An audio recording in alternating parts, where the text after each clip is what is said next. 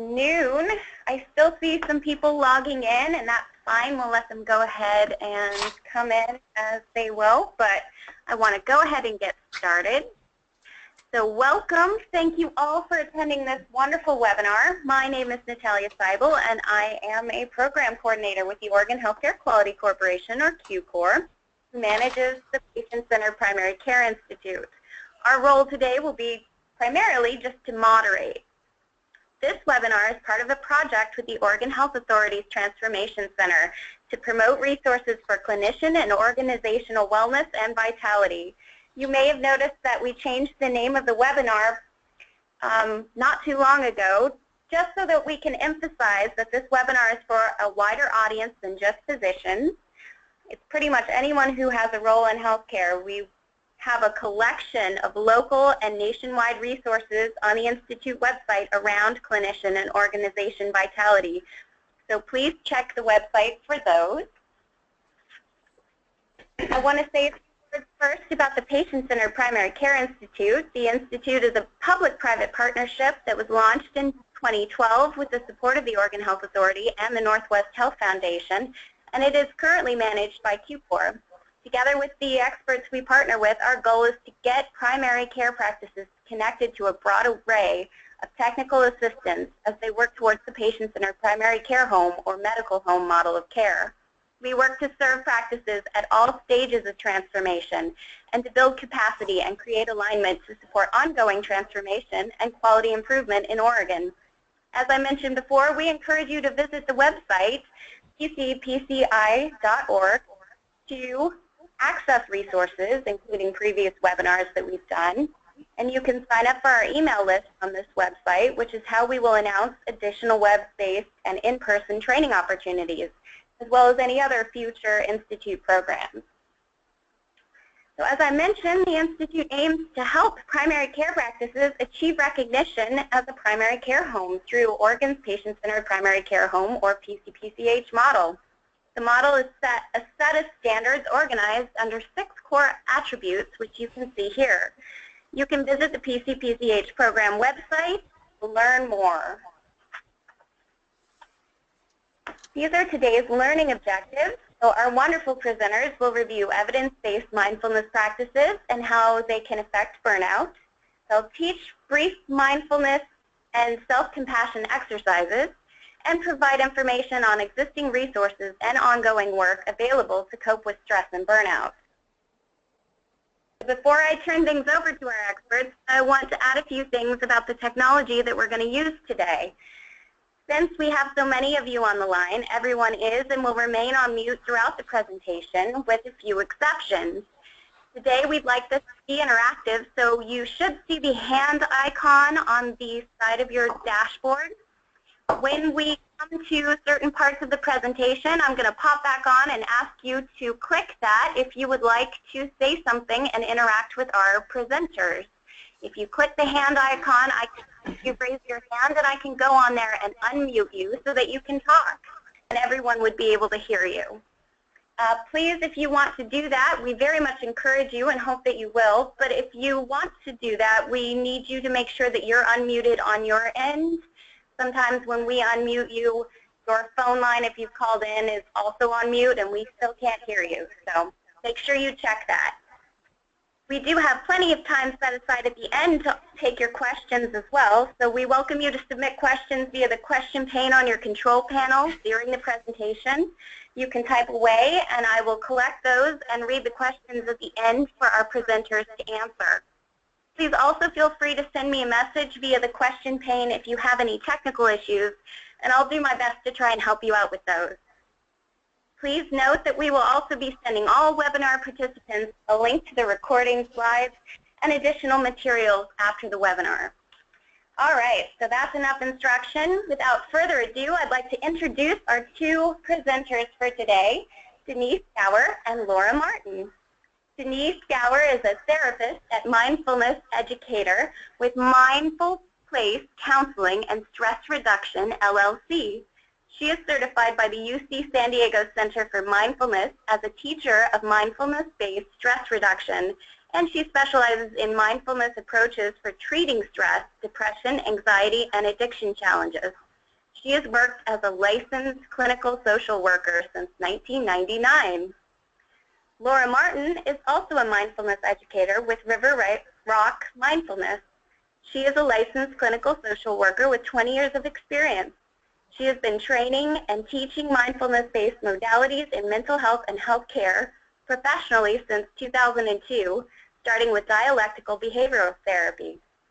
She has been trained to teach mindfulness-based stress reduction since 2007, and she is a certified MBSR teacher through the Center for Mindfulness at UMass Medical School. She can often be found on silent retreats with the Zen community of Oregon. We are very, very lucky to have them both here, so I will turn it over to them and we can get started. Okay. Thank you. Thanks so much. Thank everyone for being here, taking time out of your day, and for those of you who will catch the recording, thank you for making time in your day to listen to our presentation. Laura and I will both be sharing today. I'm going to kind of take over the first half, and Laura will pick it up in the second half, but we'll be chiming in throughout. Laura, do you want to say hi there? Hi, everybody. It's really an honor to be here, and we're looking forward to sharing some really practical tools today. Great. Yeah, we both work for an organization called Mindful Medicine, and we offer retreats regularly. And Mindful Medicine, you'll learn more about them at the end when we talk about resources, but they're a nonprofit that was developed by doctors and now other healthcare providers. And they are dedicated to physician and healthcare provider wellness. And we're very delighted to teach mindfulness approaches for coping with today's current healthcare field.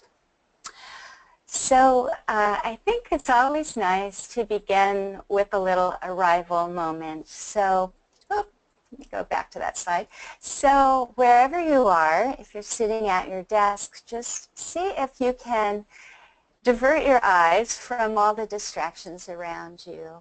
And if it's more comfortable, you can drop your gaze or close your eyes, letting your shoulders relax down away from your ears and feeling the body just relaxing into your seat, feeling the support at your back, perhaps your feet on the floor.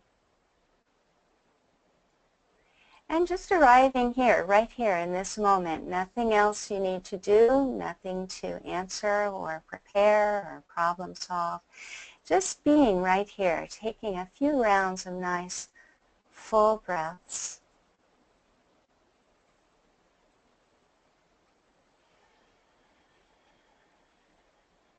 Maybe feeling the sensations of your body as you breathe in. And as you breathe out, and hearing the sound of your own breath.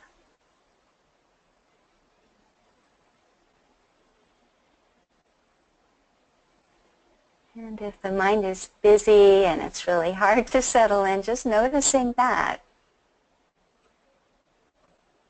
And noticing it with a huge serving of compassion as well. It's hard for all of us to switch gears and suddenly settle down. Taking 2 more rounds of breath. Maybe extending your exhales a little longer than your inhales this last round.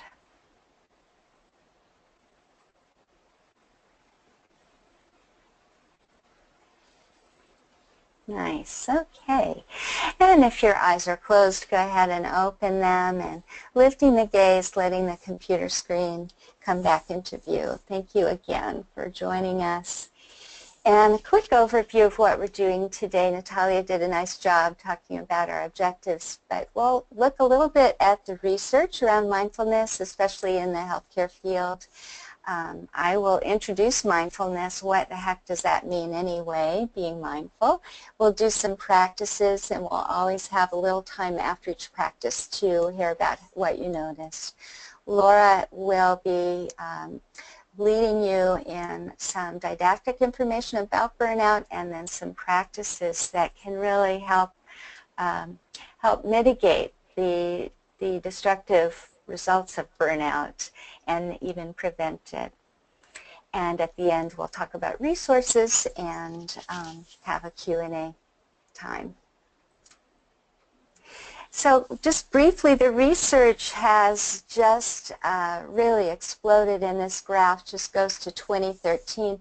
But that website at the bottom, if you're interested in more information about the research, you can go there.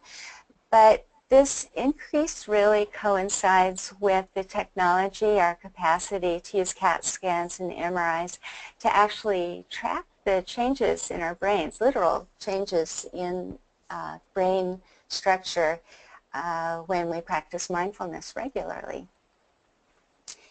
And these are some outcomes from the research,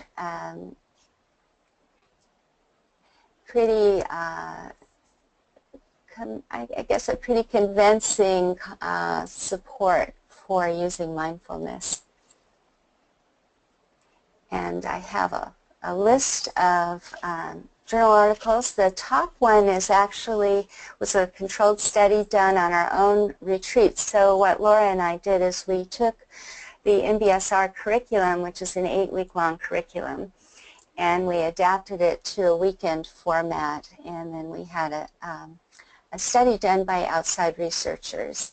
And some of the notable outcomes from that research was the reduction in the perception of burnout, increase in using mindfulness tools to support that reduction, and an increase in resilience. And you can learn more by looking at some of those studies.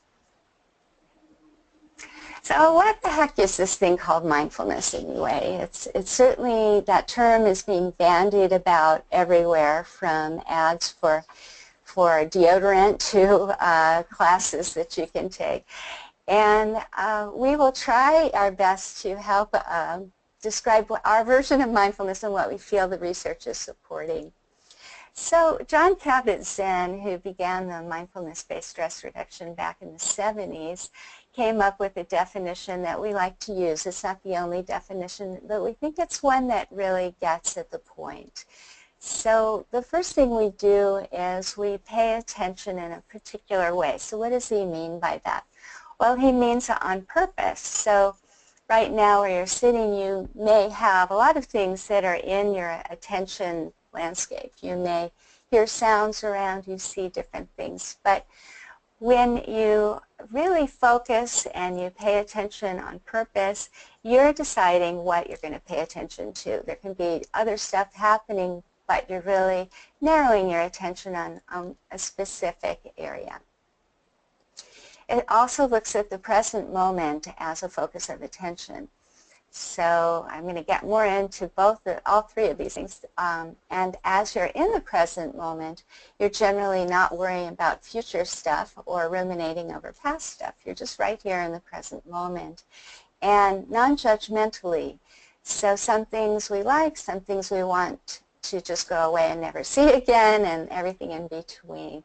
And when we're practicing mindfulness, we just notice those tendencies, but we don't give them a whole lot of our attention.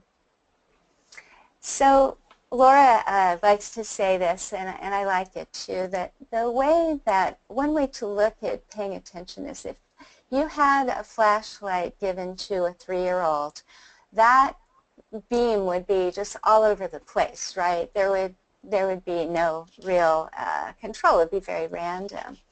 What we're doing is we are taking hold of that flashlight and choosing where to put the spotlight of attention. Where do we want to focus?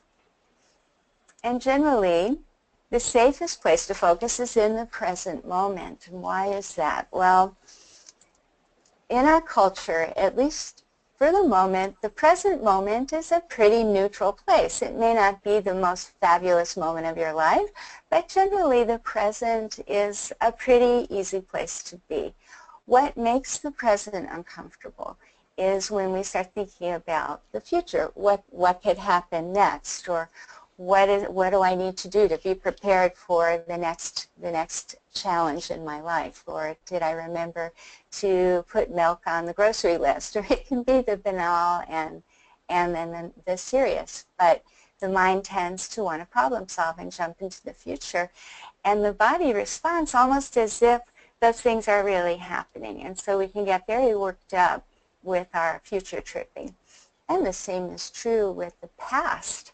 If we're ruminating over something that we can do nothing about anymore, but something that went wrong or something that that we want to remember, it just takes us into a whole set of other experiences that have very little to do with the present.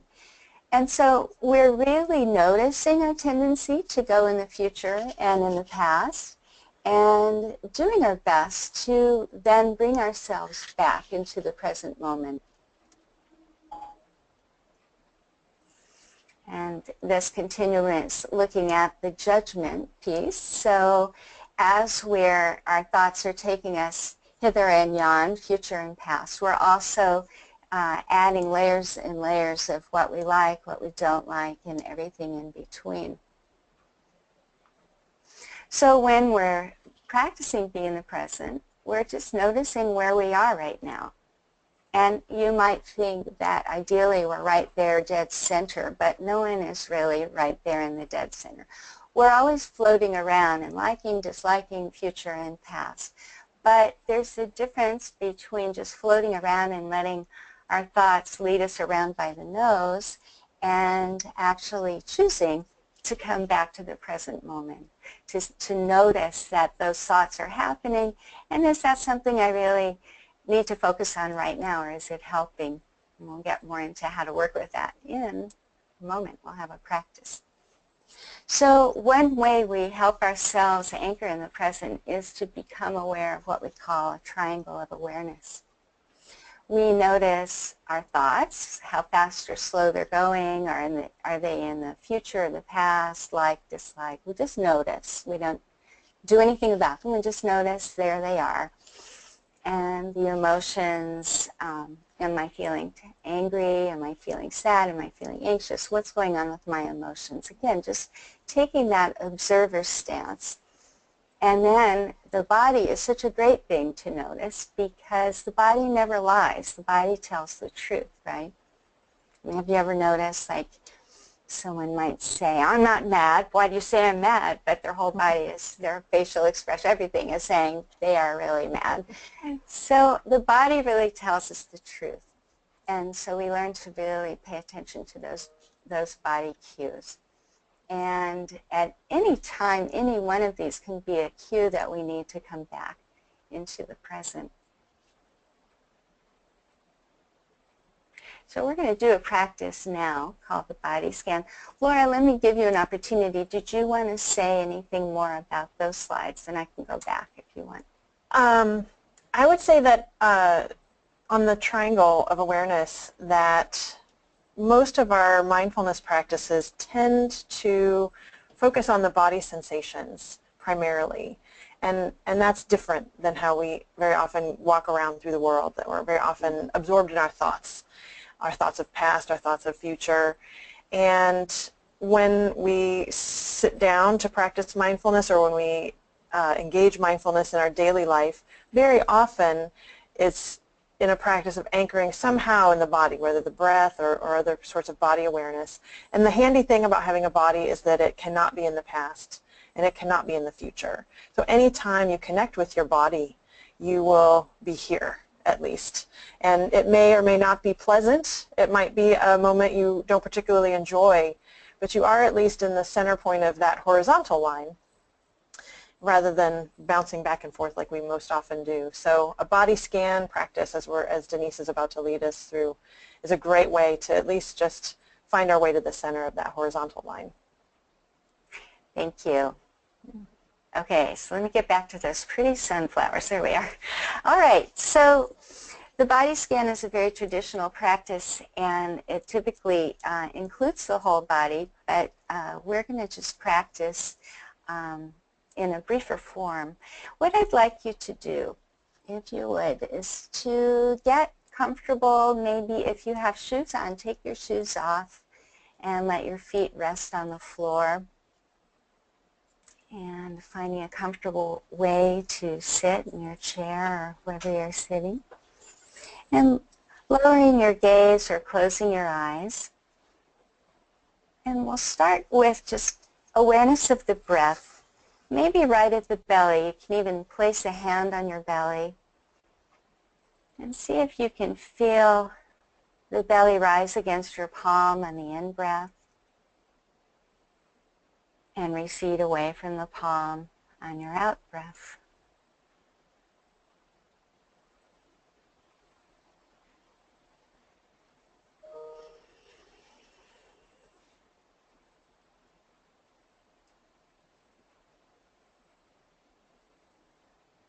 Good. And now if you would take your attention down to the big toe on your left foot. Noticing if there's any sensation at all there, or maybe there's an absence of sensation. Either way, just noticing what any kind of temperature, moisture, dryness, itch that you can notice on the big toe on your left foot.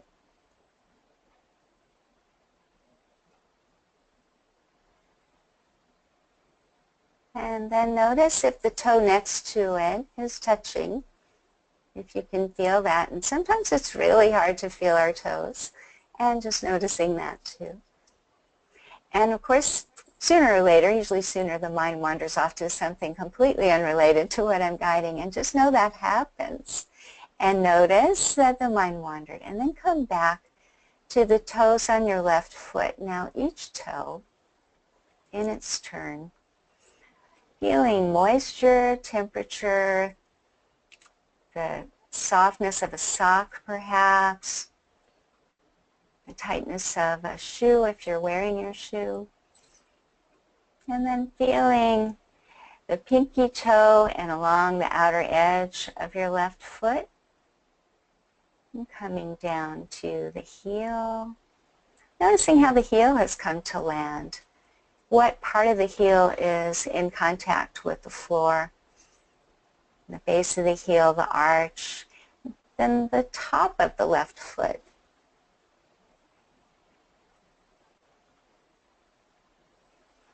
And the whole left foot.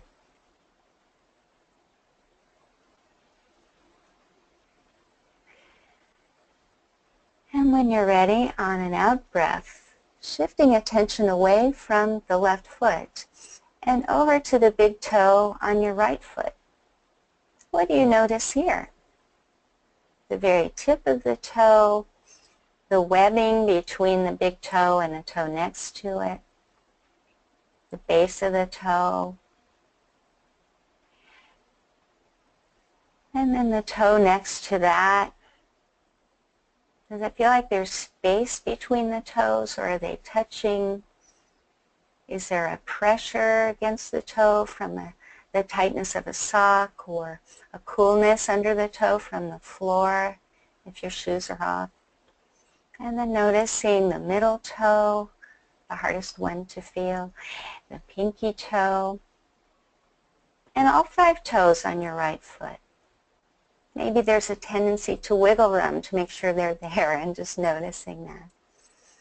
Feeling the ball of your right foot, the arch, and around to the top of the foot, the base of the heel, the sole of the foot, the entire foot.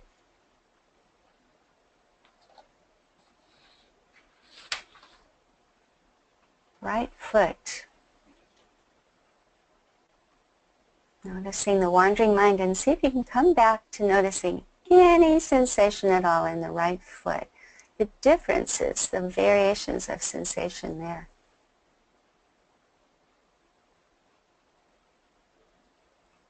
And then as you're ready, on your next exhale, shifting attention away from the right foot and into both hands, wherever it is they've come to rest. noticing how they've come to rest. Noticing sensations in the palms of both hands, and if they feel exactly the same or if there's some difference between left palm and right palm. Noticing if fingers are interlaced or touching each other, or are the hands resting on either thigh, and noticing texture, warmth, coolness, dryness. Notice if fingers are touching each other, if they're held close together or if there's space between them. And any differences. Is the left hand feeling anything different than what the right hand is feeling? And just noticing the weight of your hands wherever they're resting.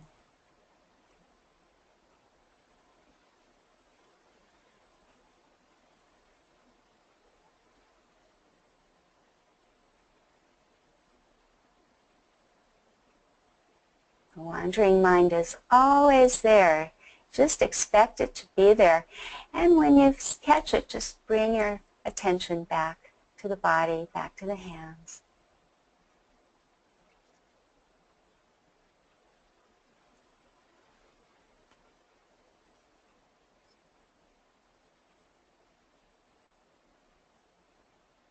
And when you're ready, on your next exhale, return your attention to where we started, so the belly and the breath. And again, noticing the breath and noticing how this practice has been for you, the challenges and any other observations. And when you're ready, on the next exhale, if your eyes are closed, opening them to a downward gaze, and then very slowly, gradually allowing the screen to come back into view, taking your time.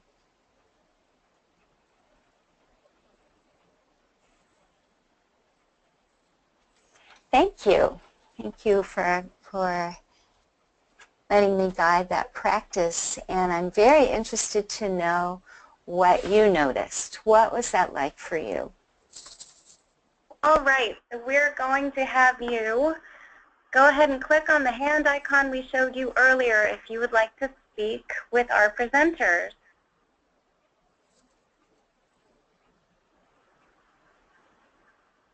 And you're welcome to chat in too.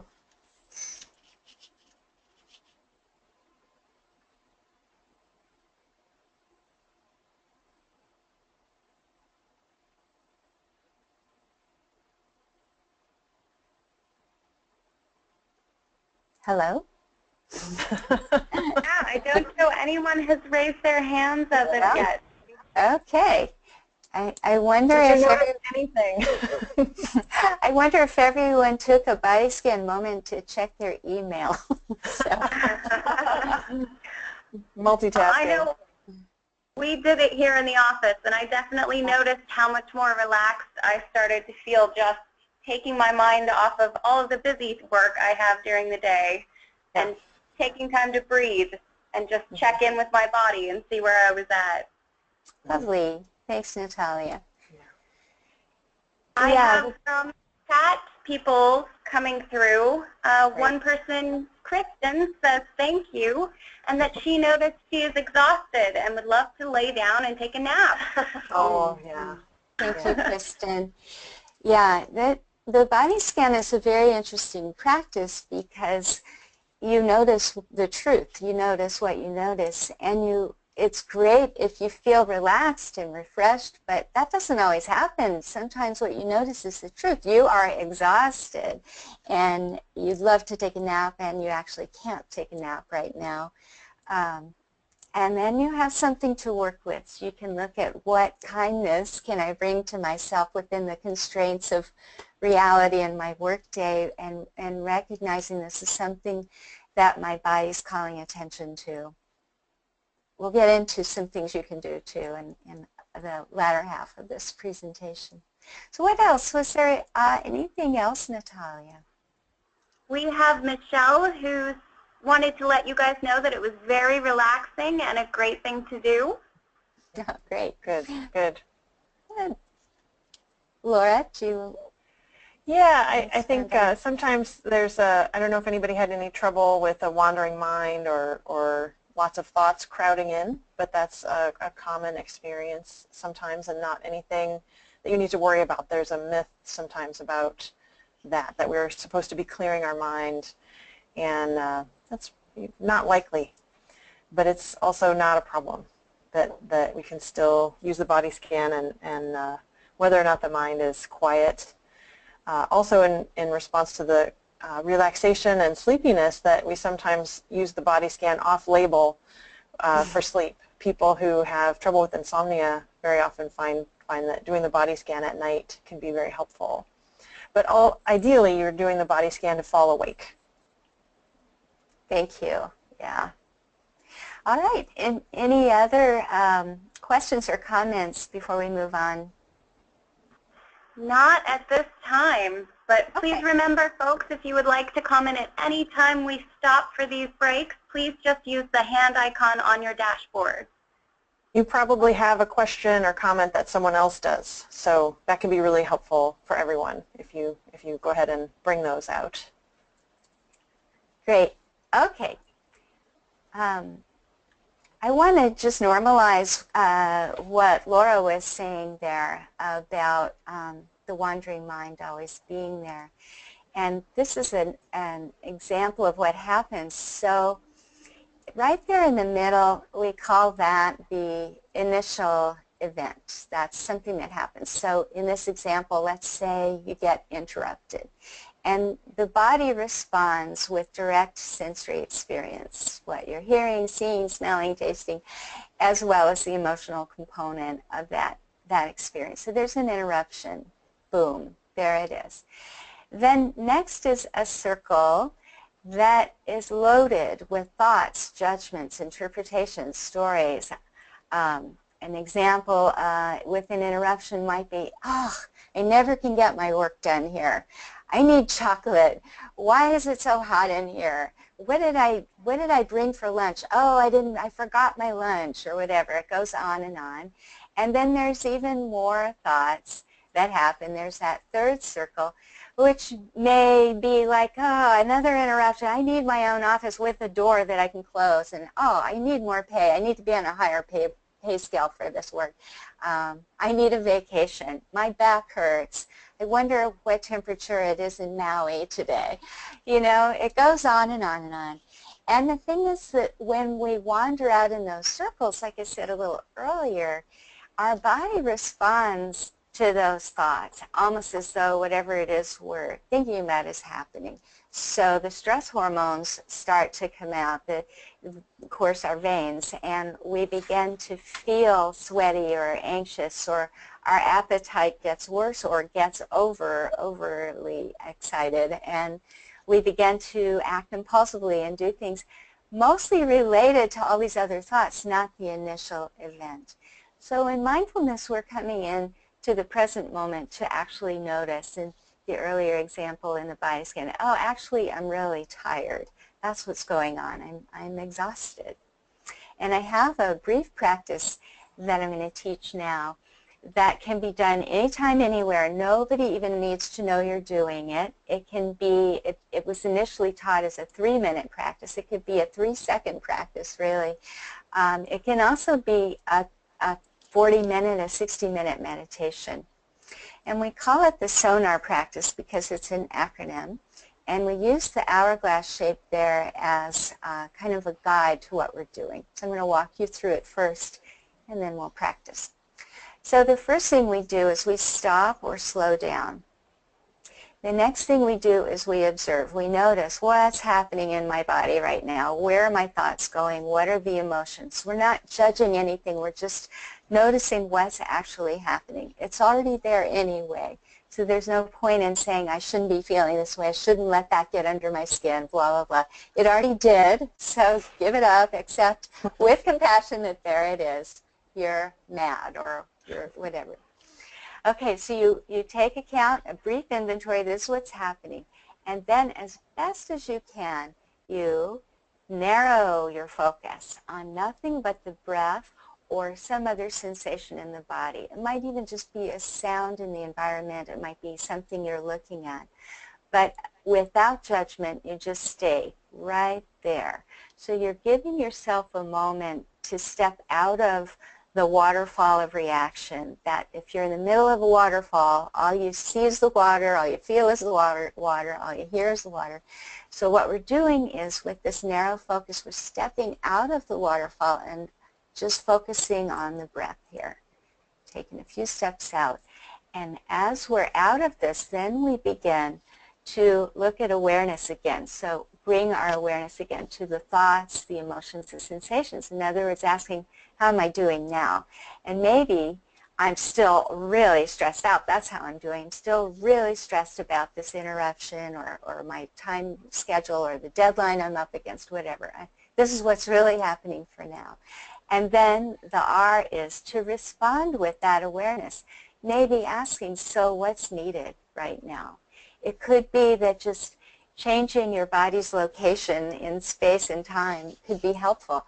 It may be that just taking a walk over to the water cooler or looking outside for a few breaths, something like that, will give you enough time to stem the tide, the flow of stress hormones that are now coursing through your veins. And this is the difference. So then you're looking at the waterfall of a stress reaction versus being in the middle and flooded by it. And with that pause, with that capacity to just observe it, you then have the option of deciding what to do with it. And this is the miracle of mindfulness, having the choice of how to respond to something that's in some way stressing you out or upsetting to you. So we're going to try this practice now. Oh, that's after. We're going to do this practice right now, and then I'll check in and see how everyone does. So what I'd like you to do is bring to mind a situation that was kind of annoying. So this isn't the most stressful thing that's ever happened to you in your life. Instead, it's something that is moderately annoying. You dropped your coffee cup and spilled coffee. You were late to work. You couldn't find your dog's leash when you needed to get out of the house soon and you were running late. Whatever it is, some minor annoyance. And as you bring that to your attention, and I'll give you a moment to run through the files and choose one.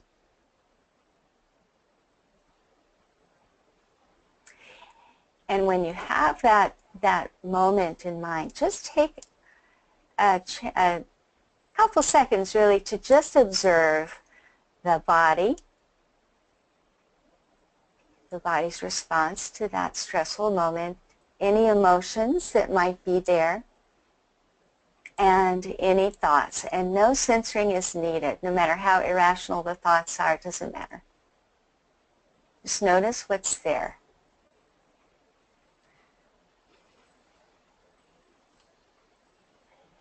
And then narrowing your focus on the breath or some present body sensation, maybe your hands in your lap or your feet on the floor.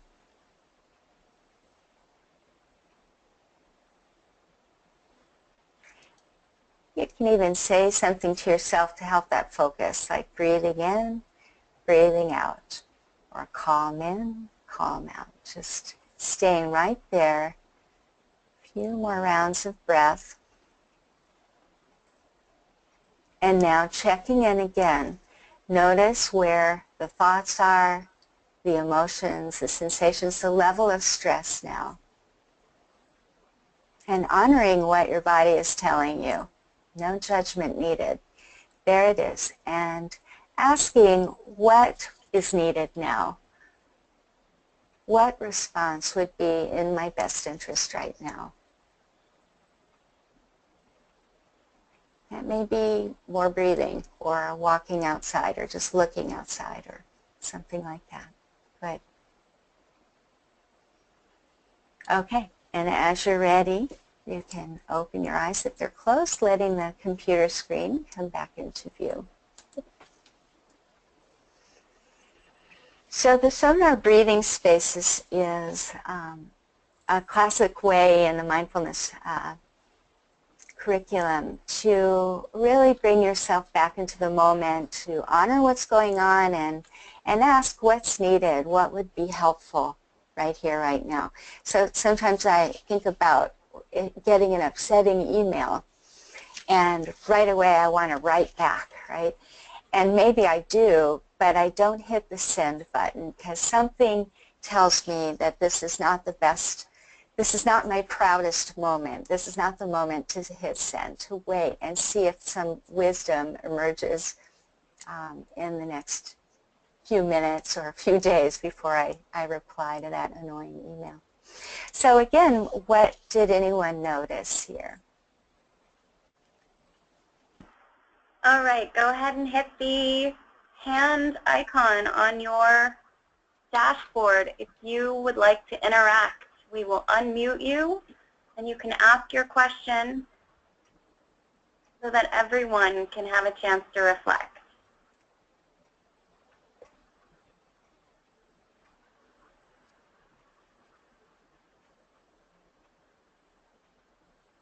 You can also use your question box to chat things in if you'd prefer not to or are in a situation where you can't use your audio.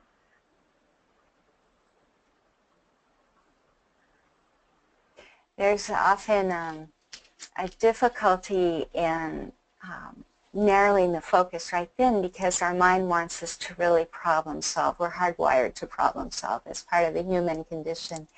And there's a part of us that's saying, no, figure it out, send that email, write it better, draft another response, and keep trying. And it's really a compelling feeling that we should respond right away. And that if we pause, we often will respond in a way that really gets our needs better met. So was there anything there, Natalia?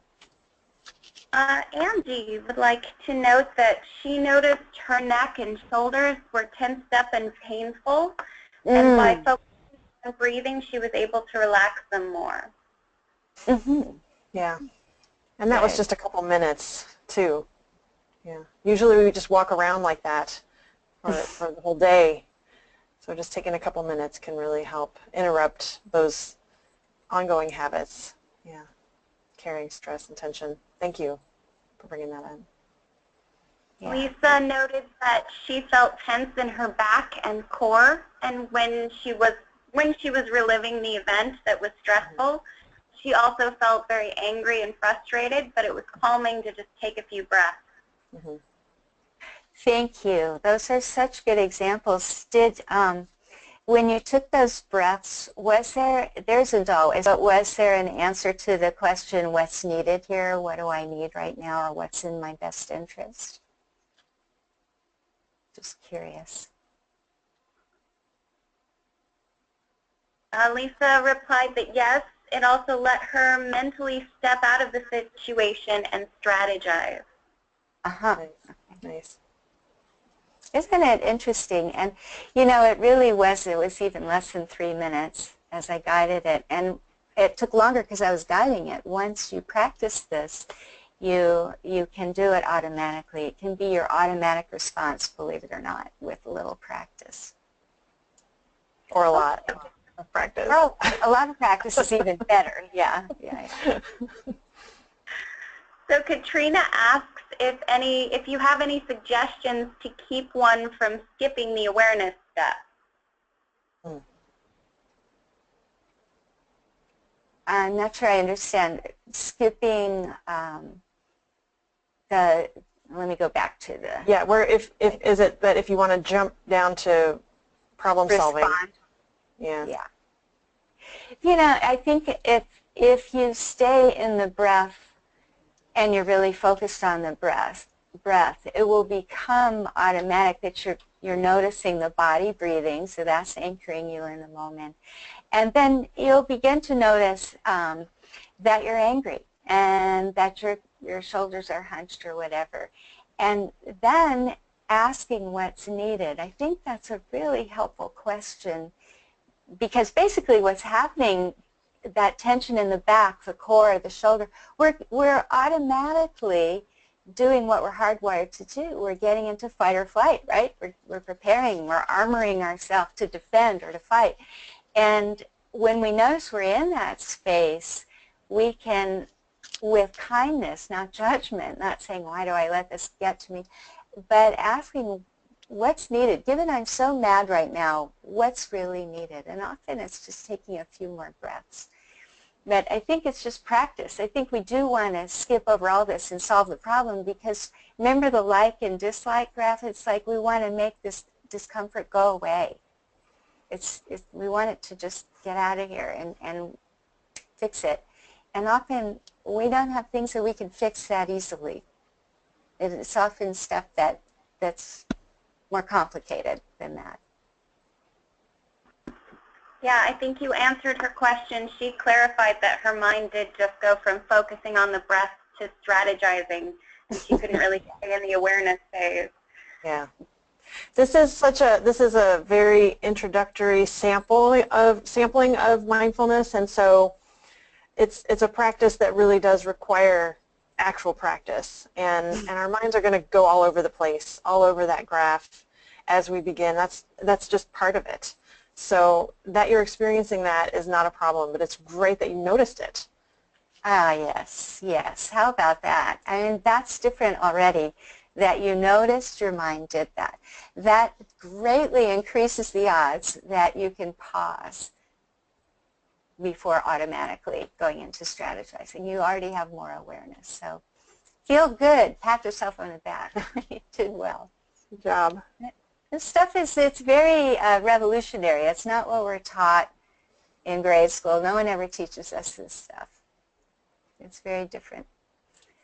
So now I'd like to hand the presentation over to my colleague Laura, who's going to talk about something that really contributes to us wanting to jump from being disturbed to instantly trying to problem solve, and how it can lead to burnout. So I will hand it to you, Laura. Thank you. Okay, and we'll see how the slides do. Thank you. And this is a timely topic, and it's related to what we're doing here, timely for healthcare providers and anybody who works around healthcare field. Burnout is increasingly problematic, and the fact is nobody is immune to this phenomenon. It isn't just limited to healthcare providers. The definition of burnout I'd like to use is from Christina Maslach. She is a researcher who's been pioneering into the field of burnout for a few decades now.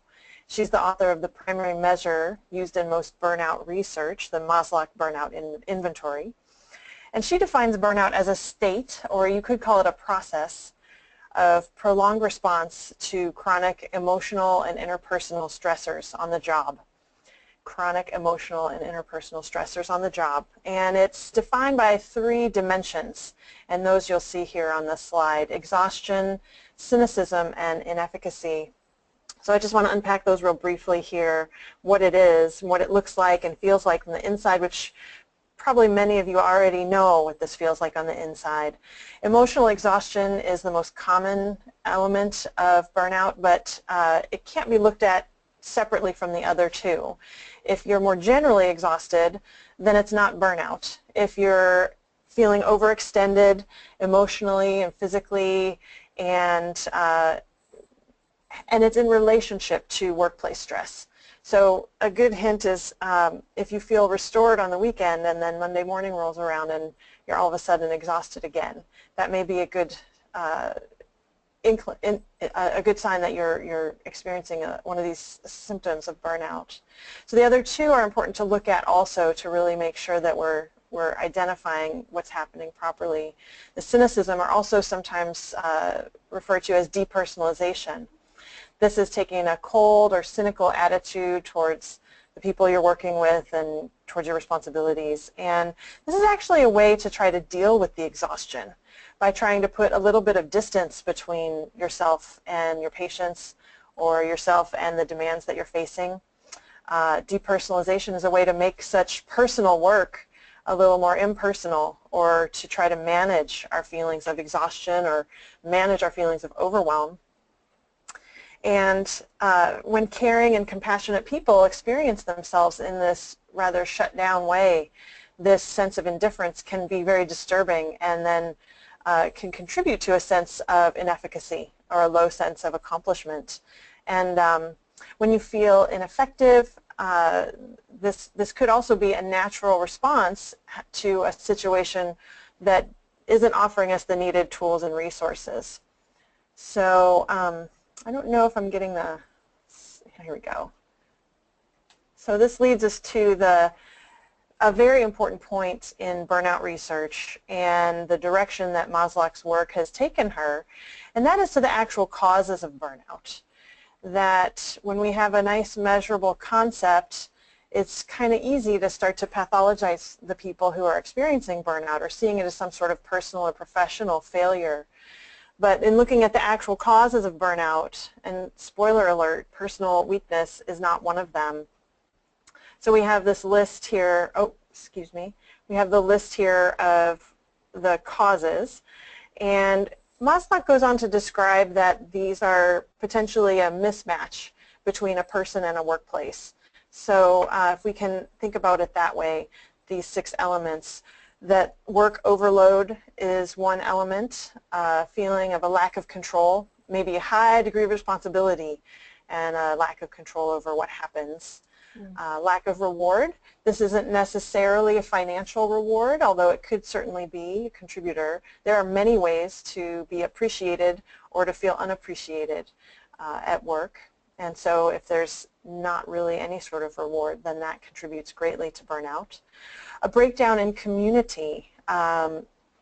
We are finding in working with healthcare providers that the sense of isolation in many workplaces is pretty wide-ranging, and that there are maybe some difficult or maybe no relationships with coworkers, or a lack of interpersonal support in the workplace, and that's a really important aspect to making this kind of work sustainable.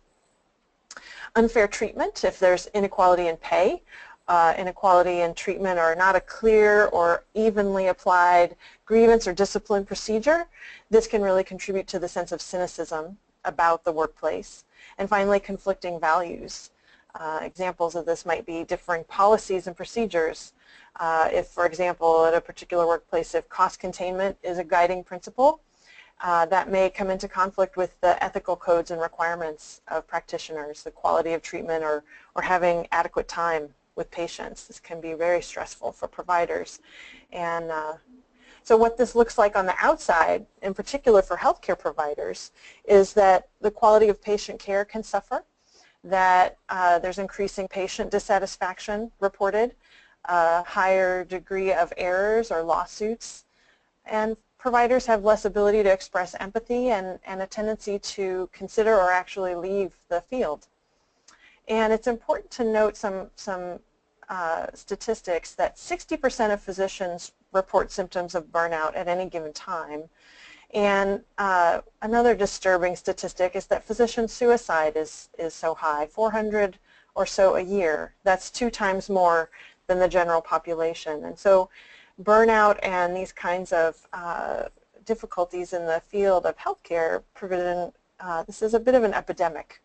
But as we said, nobody is immune to this phenomenon, and whether you're a provider or an administrator or support staff, if you're a human being, you are going to run into difficulty, experiencing some form of pain or difficulty, if not professionally, then certainly personally.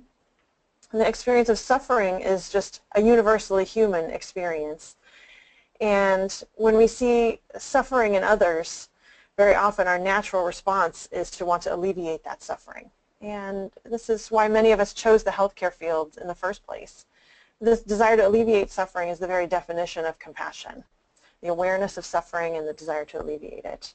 So this is more the spirit in which we are offering these mindfulness practices, not as a cure-all or a singular solution to systemic problems, which are many of the causes of burnout are systemic and not individual.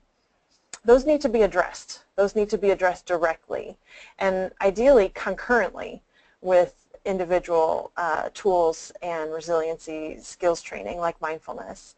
So mindfulness practices have a role in helping professionals develop this resiliency to the inevitable suffering being in a workplace or being a human being.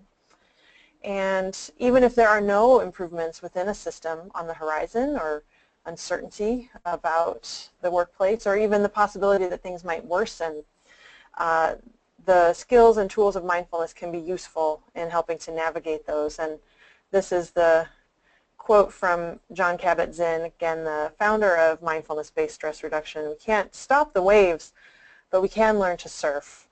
And until we figure out how to build a boat, there are some practices that can be really helpful. One of them is loving kindness practice. And I want to talk a little bit about loving kindness practice and self-compassion and how those two are related, slightly different, but are related. But before I do, Denise, do you have anything you want to contribute here? Thank you. And I just want to recognize that although we're talking quite a bit about physicians and healthcare providers, but administrators are also facing these kinds of pressures and stresses. And it's very easy to feel burnt out in middle management or even upper management in the same way. And we are, speaking of boats, we are all in the same boat. And we will be better equipped to strategize when we all are better able to recognize what's going on in ourselves and then how to express it in a way that can be heard by others. Nice. Yeah, thank you. Okay, so there's a couple of aspects here I want to look at. One of them is loving kindness, and one of them is self-compassion. And loving kindness is a quality of friendliness, of benevolence, a genuine and heartfelt wish for the well-being of ourselves and of others. And it's a way of just connecting with ourselves and others and just noticing this desire for the well-being of ourselves and others. And it's kind of unconditional. Whereas compassion, as we said earlier, is something that arises in response to suffering, to the understanding. When we see suffering, this desire for well-being, the desire to alleviate suffering arises in response to that. So these are very similar things, but they are a little bit different. And so I want to teach a bit about loving kindness as a practice. It's a form of meditation in which we direct this heartfelt wish towards certain others and also to ourselves. So it's a way of kind of practicing both. Sometimes practicing self-compassion, and there are lots of resources on deepening the practices of self-compassion. Sometimes it's very difficult to access those and get into those. So loving kindness can be a very helpful way to get in there. Thank you for forwarding the slide. So for healthcare providers and for lots of other people, it's much easier to wish other people well. And so practicing loving kindness is a way for us to actually do that and then slide a little bit of that in for ourselves. So for that reason, we direct these phrases first to a beloved person or being. It could be even a beloved pet, a child, someone that you have an uncomplicated relationship with, just someone who's really easy to love. Then we bring that same wish towards ourselves. Then we focus that out to an acquaintance, someone we don't know very well, but someone that shares the same desire to be happy and free from suffering as we do.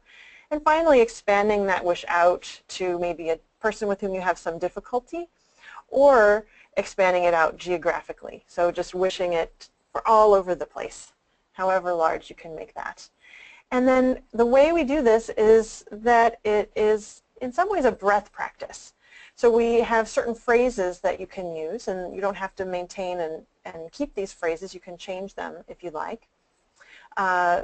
In this way, loving kindness meditation works with the breath, that we anchor our repetition of these phrases in the breath. And so may I or others be safe, may I or others be at ease, may I or others be happy. Those are the phrases. So I'll go ahead and just guide us now through a brief loving kindness practice. So let's just begin now. And again, if you'd like to make yourself comfortable in your chair, allow any other distractions to fall away, let go of anything else you might be doing in the room. And noticing the sensations in the body, perhaps feeling the feet, perhaps noticing where the hands are, and allowing the attention to rest on the breath, just letting it go in and out of its own accord. You don't have to make the breath be any particular way. And when you're ready, just calling to mind the image of someone that is easy to love, a beloved person or being. This can even be someone who's deceased or someone who's just really helped you in your life, bringing them to mind. And on each out-breath, saying silently to yourself, may you be safe. May you be safe. May you be at ease. As if you could breathe this experience to them. With each out-breath, you could give them this experience of safety, of ease. May you be at ease. May you be happy. You might even envision their face, very happy, smiling, a moment of joy. May you be happy. Just noticing how this heartfelt wish for their well-being can emerge quite naturally. You might be able to feel some sensation in the chest or heart region. You may feel no special sensation at all, and that's perfectly fine. The loving kindness practice can be just enough of a breath practice and a way to focus the mind in this way. May you be happy. And now turning that light, as if you were generating that light towards your beloved person or being, turning that light now towards yourself. You are no less deserving of loving kindness than anyone else. May I be safe. May I be safe.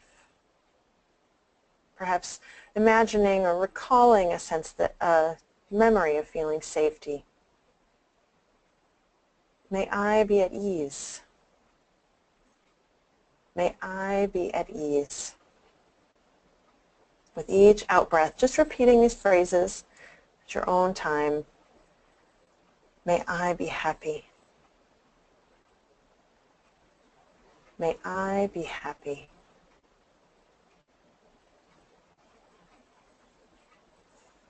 It sometimes can feel almost selfish, or there's a guilty feeling about wishing these things for yourself, but just think about how much easier you are to be around when you are happy, when you are at ease, that this is, of course, a gift to everyone around you. May I be happy. And now just imagining someone that you're mildly acquainted with, maybe a coworker that you don't know well, or a delivery person. Thinking of someone you see from time to time and wishing for them the same things. May you be safe. May you be safe. Almost as if this wish, this light could move from you to them, giving them this sense of safety. May you be at ease. May you be at ease. May you be happy. May you be happy. And now, imagining someone that you have a little bit of friction with. Not the most difficult person of your whole life, just someone that you have a little bit of tension. Or if that's too difficult, just seeing how large you can expand this wish for the well-being of everyone in your sphere in all directions. May you be safe. May you be safe. May you be at ease. May you be at ease. May you be deeply happy. May you be deeply happy. So just noticing how things are now in the body as a result of this practice. Just noticing what, if any, changes have occurred or how it was for you.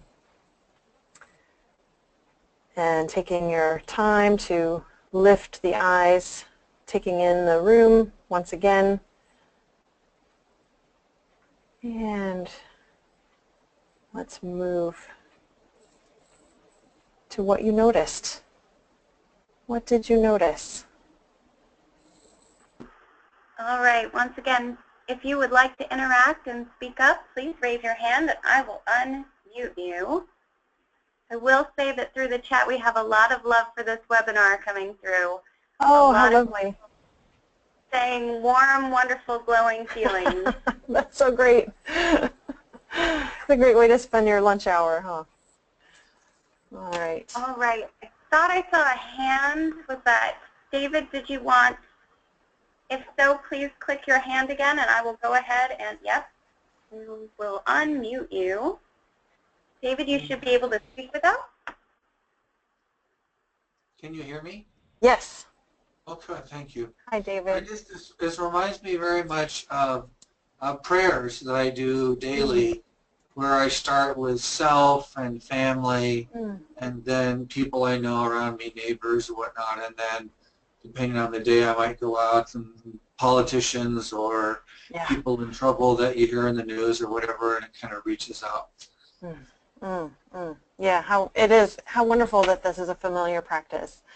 And it is, I guess, similar to prayer in that it's this wish for the well-being of others. But you could say that it's a natural inclination for us too, as human beings, that we naturally wish ourselves and each other well, or that can be accessed and cultivated. So this is just one way to do it. Yeah, thank you for bringing that out. Yeah. All right. It looks like we have another comment here from Lori-Ann. Lori-Ann, I'll unmute you. You should. Hi, Lori-Ann. Hi. Can you hear me? Yes. Okay, good.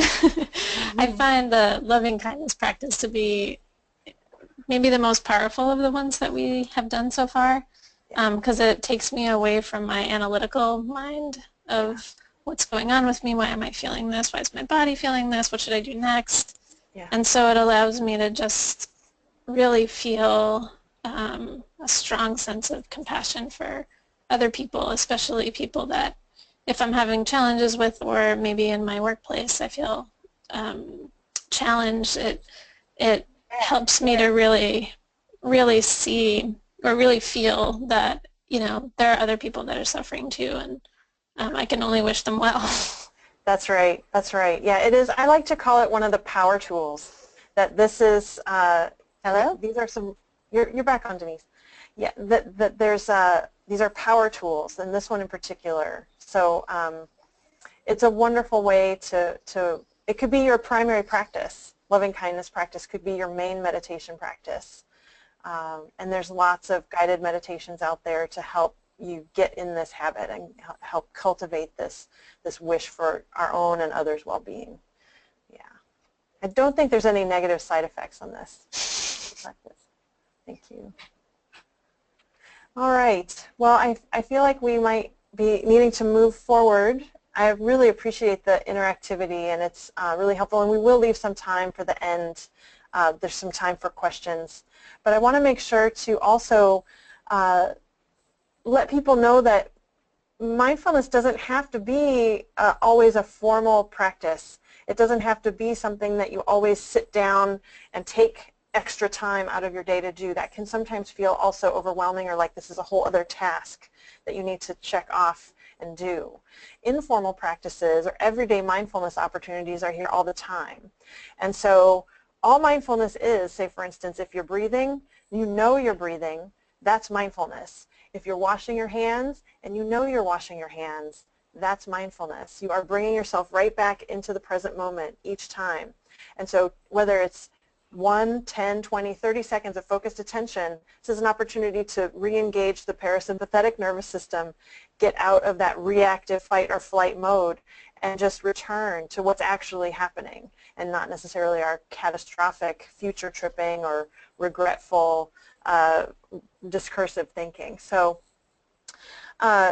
mindfulness can happen in some of these things that we do all the time. This is a way to re-inhabit our life in small increments. So particularly for healthcare providers, a lot of these informal practices we are sharing here have been shared with us by healthcare providers, that since you're washing your hands so much every day, doing so and being aware that you're doing so, really feeling in the five senses. This is another way to remember. Your five senses are a way to bring yourself back into the realm of mindfulness. So if you can feel the sensations, smell the soap or the little dispenser, just noticing those things. These can be done at home or at work.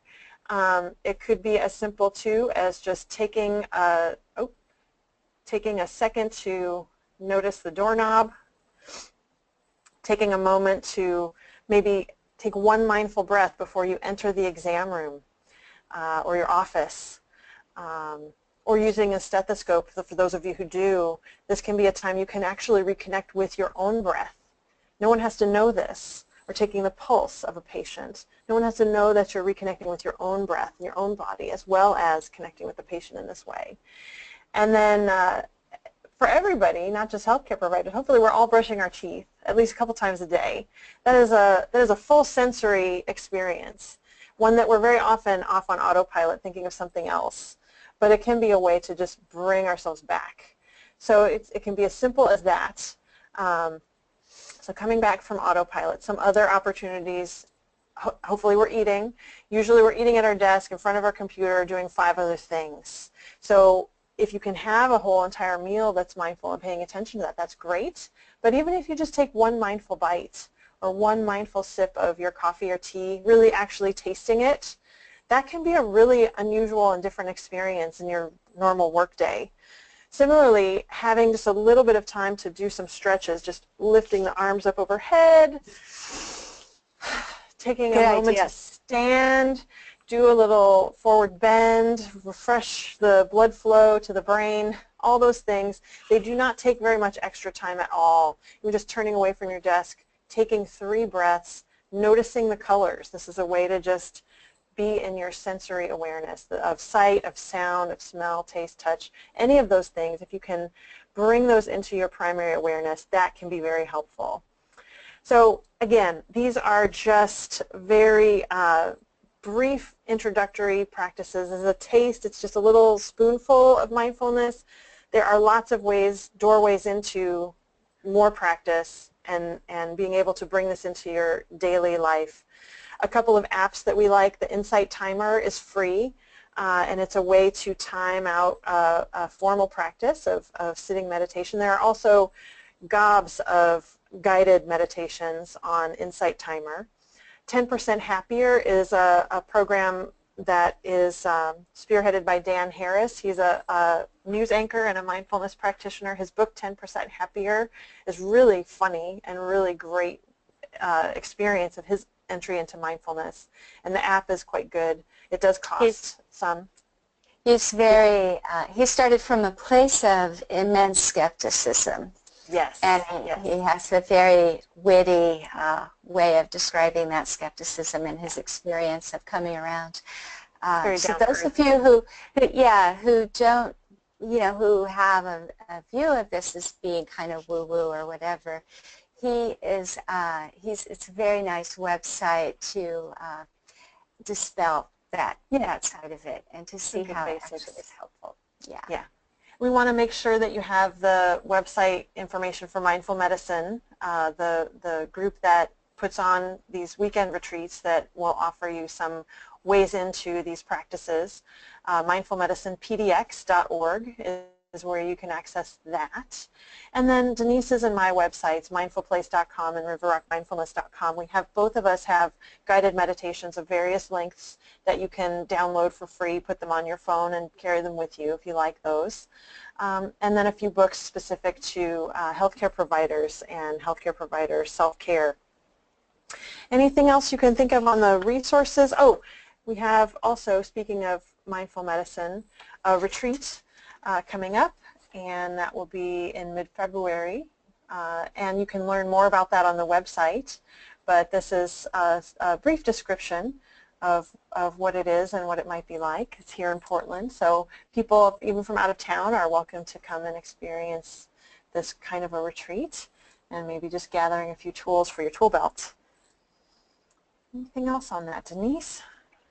Yeah, I don't know how well you can read that, but if you just go to Mindful Medicine PDX, that's the website. mindfulmedicinepdx.org. Yeah, .org. Okay. Learn more about it. And then I just want to offer you a closing practice, and then we'll end with a little opportunity for some more questions or comments. So once again, just taking a moment to notice how it is that you're sitting, allowing the body to be supported by the chair or whatever it is that you're seated on. Feeling the whole body, feeling the feet, feeling the hands, feeling the spine, just letting the shoulders drop as best you can, letting the face be expressionless, and just taking this time just for you. You've already carved out this time. So just be a minute or so to just allow the attention to rest at the breath, wherever you happen to find it most vividly. This might be the belly or the chest or the nose. And you can also, alternatively to the breath, if you'd rather just focus your attention on the sensations of the body, perhaps the hands, just localizing your attention there, noticing all the information that's coming into the hands. So whatever it is that you choose to focus on, just allowing the attention to rest here for a moment, just being present to what's here.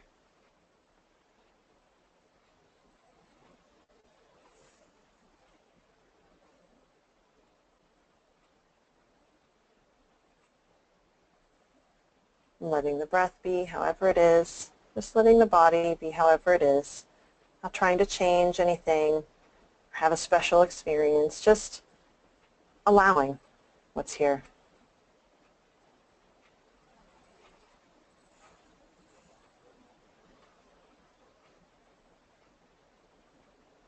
Okay. Thank you. Just allowing the eyes to again take in the room, and I want to really thank everybody for your participation. We have a little bit of time left for questions, I think, or any comments. Yeah, so fantastic. Thank you, Denise and Laura. We have time for questions left and some reflection. I'm hoping that each of you plan to bring this information back to your organization and share with your colleagues. So what questions or comments would you have to do that? Please type in your questions into the question pane, or if you'd like to raise your hand, we can still interact with our presenters. So please let us know. I do have Lisa here who comments that it was easier during this self-compassion exercise to send compassion to others than it was to herself. Yes. Yes, it's a very common thing, and there's actually a lot of really great resources on the practice of self-compassion, but it can be difficult, and it's again another practice. It's an important practice, and when we're doing the loving kindness practice, sometimes a helpful way to think about it is that it's like we're filling a reservoir of loving kindness when we offer it to ourselves, so that we have it available to offer to others. And that can sort of be a little backdoor way to make it okay to give ourselves that loving kindness. But it's interesting, isn't it, how much easier it is to project that outward to others, and sometimes how difficult it can be to offer it to ourselves. Something to notice. Yeah, I would add to that a way to try it, Lisa, it doesn't always work, but if you picture yourself as a little child, maybe if there's a family photo you're familiar with, or just you remember what you look like as a little kid, and give that compassion. We had a doctor who started doing that. Just his own phrase was something like, "I got your back, buddy." And when he told us about this in the retreat, in the big group, he actually got very tearful because it was so new to him to actually offer these wishes, this kindness to himself. But you know, the people who are most willing to take risks and put themselves out are those that are kind to themselves, that forgive themselves if they make mistakes or whatever. So self-compassion is really a worthy endeavor. It's something to really try practicing with. Yeah. Thank you for that. So Teresa asks if you have any other specific references or support tips to help patients be more mindful. We knew that question was going to come. And it's just really on the heels of the previous question, isn't it? Right? Like, how do I give this away? How can I share this? And the best answer to that, the truest and most powerful way to share this is to really get it for yourself first. There's lots of handouts you can give, right? You could give this as a handout or encourage people to maybe access a list, but it's all sort of like giving someone a menu, which is very different than a meal. The actual utility of mindfulness is in the doing. And so the more you are practicing, the more you have available to help meet a moment with a patient and embody mindfulness and demonstrate to them how it can be. And if you're sharing from your own experience, that's a lot more powerful. That said, feel free to share all the websites and apps and things like that. People can access these kinds of materials, and it's sometimes really helpful for people to just take a class. So if you know of MBSR teachers in your area, that's a really helpful referral where people can really get a hold of these tools for themselves. But definitely our best answer to that question is to keep practicing yourself. That's a great response. I have a few people asking about making slides available. Just so you know, the handout is in PDF in the handout section on the side of your dashboard. It will also be, this whole recorded webinar will be uploaded on the website so that you can rewatch it, and the slides will be available there. Speaking of resources, we do have a lot of mindfulness resources in our clinician and organizational vitality resources section on the pcpci.org website, so please go there. There are links to many great organizations that offer mindfulness practice. So I have someone else asking about, she says she would be so interested in learning if anyone has any mindful medicine training that is being promoted around Oregon. Do you know of It's where well, I think participating in our retreat would be a good first step. Okay. I don't know, outside of Portland, I'm not aware of mindful medicine. Right. We have another comment that this is a very appreciated presentation, and that this is coming from Julie, who is a psychologist in primary care, and she uses mindfulness quite a lot. So she thinks your exercises were very accessible, and the content on burnout was very great. Oh, good. Nice. Thank you. Yeah, great. Thank you. Something while we're seeing if there are more questions, I'll throw in here. One of the places where I work is a clinic, and we teach mindfulness to the patients in the clinic, and now the staff begin every staff meeting with mindfulness. So sometimes it's 1 minute, sometimes it's 2 minutes. But I will say that it really changed the nature of those meetings for us to have that time to transition from the busyness, the hectic quality of the morning, and then coming into that meeting just really helps settle everyone down. And in addition, each of the staff members have the opportunity to take a mindfulness course. It's included in the budget. And that has really transformed that center, that clinic.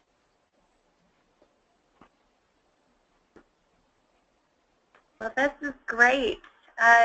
Everyone I've heard from so far just thanks you ladies so much for the presentation. Thank you. I don't have any other questions coming through, but okay. All right. Well, it's been a real pleasure. And thank you for the opportunity to share about these things. There's a lot here. There's a lot here, and lots of different ways to enter into the practice. There is, and I can't thank you enough for getting this on people's minds and sharing your stories and your practices with them. So that's pretty much all the time we have. I can't thank you both enough for taking time to do this, the skills training especially. We both got to participate here in the office, so our Great. afternoons already feel better. Wonderful. Good. Good. Our pleasure. Thank you so much, and thank you everyone for making time to do this. Thank you. So everyone, please remember to fill out the post-webinar survey so that we can continue to improve our webinars here at the Institute. We only have one remaining webinar in 2016, but we will be announcing new webinars and resources in 2017, so please visit the website and sign up for our newsletters so that you don't miss any upcoming opportunities. Today's recorded webinar, again, will be a part of our clinician and organizational vitality resources on the Institute website. We encourage you to go there. The link is here on our site, so visit. There is a survey link at the top of the page to suggest additional resources or to leave us feedback on those. So we ask that you do that.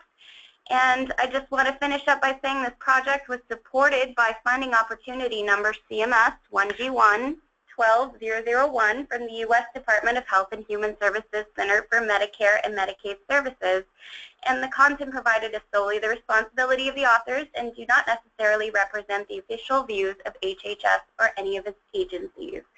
So now that that disclaimer is out there, thank you guys so very much and enjoy the rest of your afternoon. Okay, thank you. Bye. Bye. Bye.